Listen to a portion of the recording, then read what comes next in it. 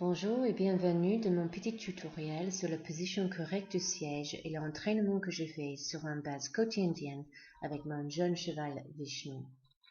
Pendant mon échauffement au pas, je permets le cheval à étirer et aussi maintenant je m'en profite de m'aligner correctement dans la selle. Étirement à travers l'arrière de mes jambes permettant les étriers pour soutenir mes pieds, que mes chevilles et mes genoux sont détendus. Il est également important de se détendre vos hanches et le bassin pour être en mesure de se déplacer en rythme avec le rythme de votre cheval. Donc je prends le temps de m'assise centrale dans la selle et je déplace mes hanches avec lui. En même temps, je pousse mon poids vers le bas. Ceci est quelque chose que je fais tous les jours et lors des échauffements d'établir un siège correct et que nous connectons et se déplacer comme un.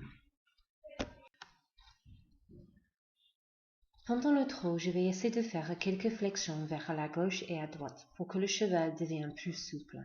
C'est là plus facile à dire que à faire lorsque l'entraînement d'un très jeune cheval des nouvelles aides sont parfois déroutants.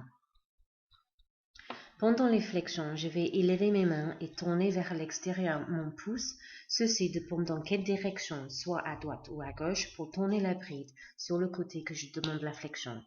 Je vais garder mes jambes sur le cheval pour indiquer qu'il a besoin d'y aller de l'avant et ne pas tourner. Quand il a écouté, je vais lui redresser et de lui donner les reins, façon de lui remercier, puis répète à plusieurs reprises. Ce mouvement détend vraiment le cheval à travers son dos et au trot, vous pouvez voir sa queue se balance d'avant et arrière comme un balançoire. Je monte avec mes rênes beaucoup plus en longueur que d'habitude, car je veux que mon cheval puisse s'étirer vers là-bas et prendre la bride. Je veux aussi qu'il s'engage son derrière et que la position ou bien la mise en place de tête doit être naturelle et non forcée par les mains. Un contact par contre est important et nécessaire, mais une manipulation de siège à droite à gauche ne doit jamais être impliquée. Ensuite, on passe à la transition vers les galops. Mes mains sont bas pendant 5 ou 6 pas, puis je le monte pendant 5 ou 6 pas.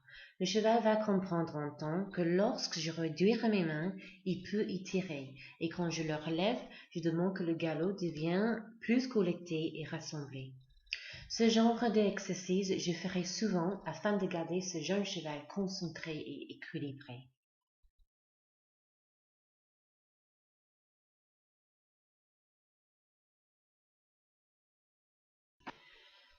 Finalement, la transition au trot vers le galop ne devrait jamais être précipitée. Beaucoup de cavaliers font l'erreur de se précipiter cette transition, mais il doit être collecté et lisse.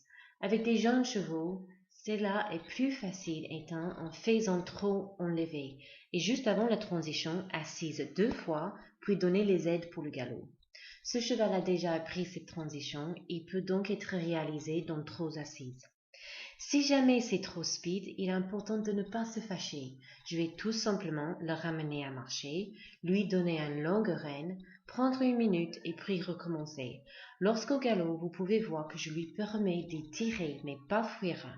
Plus tard, je vais le rassembler, mais pour le moment, il doit apprendre d'avancer.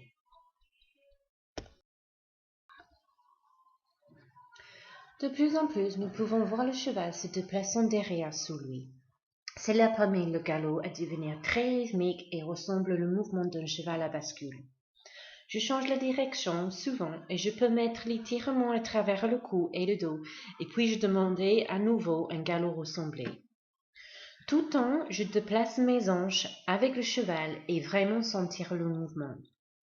En même temps, je dégourdis mes jambes vers le bas et je m'assise profondément dans le sel. Je le répète ces transitions galop qui à son tour a aidé mes aides avec d'autres transitions. Le changement de mon poids est important, mais je ne devrais jamais incliner à un côté ou se pencher. L'astuce est de rester immobile avec des aides invisibles, mais le cheval peut se sentir tout par son dos.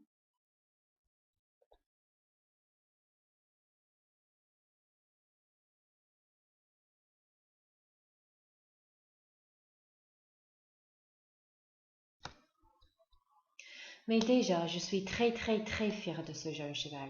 Comme vous voyez, il est toujours à l'écoute et en plus, il possède une énorme envie de travailler avec un tempérament exceptionnel. Ce jeune cheval va aller très loin. Une fois la séance est terminée, je redonne une reine longue et beaucoup d'appréciation et récompenser le cheval pour son travail. Ma prochaine séance d'entraînement avec lui, je vais raccourcir mes reins et ressembler le cheval un peu plus, tout en travaillant toujours en harmonie. Et voilà, j'espère que vous avez bien apprécié ce petit tutoriel. Et si vous avez les commentaires, s'il vous plaît, laissez-les dans la boîte de description ci-dessous.